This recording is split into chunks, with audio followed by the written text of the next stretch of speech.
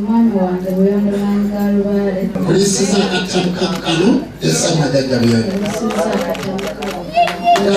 Olwaleero embaga ya kansala yakubiddwa empeta mu ssabo y'emukono yesibye ku mimwa gy'abantu mu bitundu by'eggwanga ebyenjawulo. Emboozi neeragirwa gatali ku nfufu eggulu nga kansala abavubuka ku lukiiko lwa kansala y'emukono Central Division Ruth Nakamata akuba ebirayiro eby'obufumbulo nga tubone mwana munne Jjajja Buyondo Mangalubale ku kitebe ky'abasawo ekikulu ettaka Jjunge mu Gombe Linama mu disitulikiti y'Emukono. Buyondo Mangalubale n'omuzukulu Nakamate okukola obufumbo obw'ettendo. Bantu bakyalidde ku lwaleero ne batubuulira okusalawo kwabwe okugattibwa mu ssabo.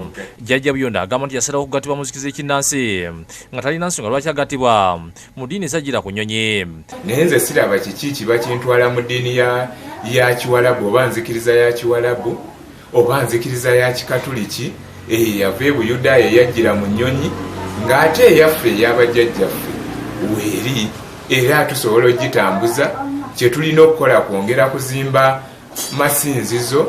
Agamba nti embaga eno yabalesi basanyufu era basuubira kubeera bulungi mu bufumbo bwabwe. Twateekeddwako ebbona era nga tukyenyumirizamu bulungi. Ate agamba nti nenzikiriza gyakuliddemu era ng'okufumbirwa kabitewe Jjajja Buyondo mu ssabo takyejjusa. Ate n'emisambwa bingi ginkoledde Mukama emisambwa ne ginkwatirako ne gimpa omusajja nga naye wanzikiriza yange. Twogeddeko n'akulira ensonga z'okugatta bufumbo mu nkola ya DC mu disitulikiti y'Emukono Robert Kizito Mugerwa agambye nti omuntu yenna akola ogw'okugatta abafumbo aba alina okuba n'olukusa okuva mu gavumenti ng'ekifo mwakikolera n'essaawa byatongozeddwa.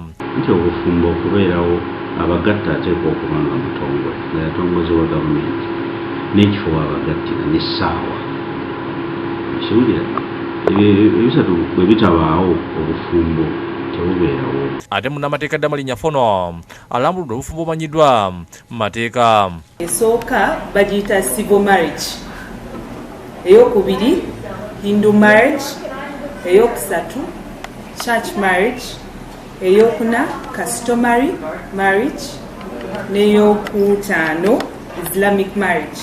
Ono ategeezezza nti abasomi b'ekinnansi tebalina mateeka we gabakkiriza kugatta bantu mu bufumbo. Mpozi ng'omusamize mukulu wa kika kyammwe naye bw'ataba obwo tetwandiroozezza nti bufumbo kubanga tewali mateeka gawa basawo baganda kugatta bagole.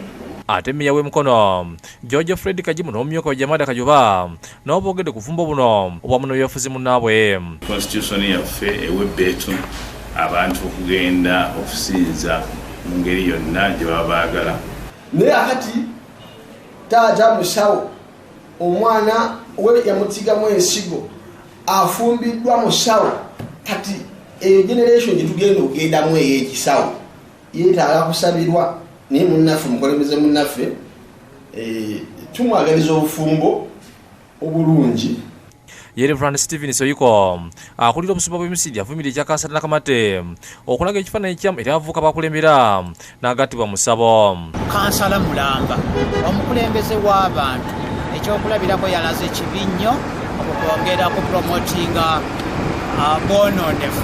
Soyiko asimbye ekyabakansala abakikene Nakamate mu kanso okuzira omukolo gwe. Njagala kusiima nnyo bakansala banne abatagenze ku mbaga eyo ey'obwononefu ng'ekika ekyakutuuka ku ekyo. Bo abatuuze b'Emukono boogedde ku mbaga ya kansala Nakamate ne Jjajja Buyondo. Mbaga eyo yali ntuufu. Ebyennono baali bireseewo ng'ebyennono ne bagattibwa mu kyaki.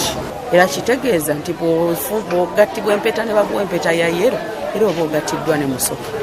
Henry Nsubuga ne David Musika lyankole bakusekedde eggulya ino lwa Bukedde TV.